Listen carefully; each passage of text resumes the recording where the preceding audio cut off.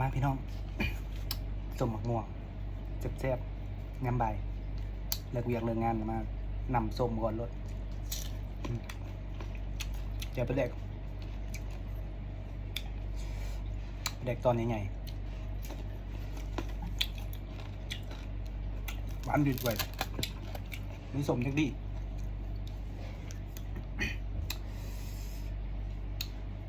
มาเด้อ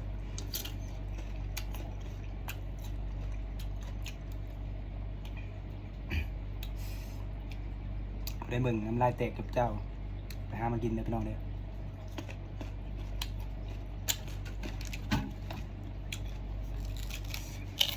ขักปัญญัง